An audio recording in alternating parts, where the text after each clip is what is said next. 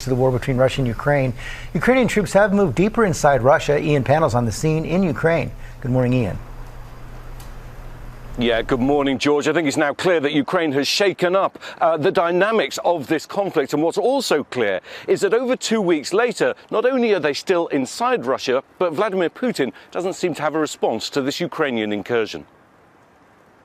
This morning, astonishing new images of the moment Ukrainian forces broke into Russia, launching one of the biggest surprise battles of this war. You can see shell-shocked Russian forces surrendering amid the remains of their border-crossing stronghold.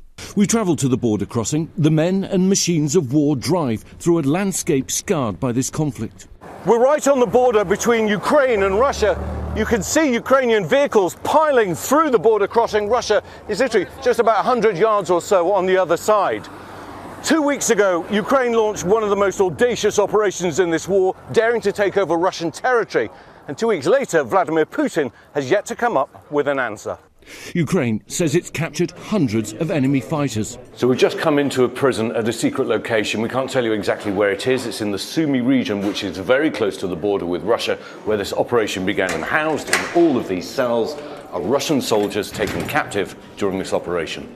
We were able to meet some of these prisoners of war, all young, all conscripts. In order to protect their identity, we've hidden their faces.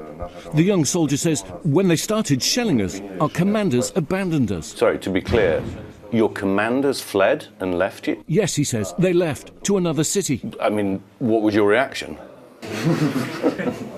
They're all laughing. But don't think Ukraine's having it all its own way. Russia's making serious gains in the eastern Donbass region. Today, more children were evacuated from their homes there. With mini flak jackets and helmets, they made a tearful farewell. Like the children on the other side of the border, not knowing when they'd see home again.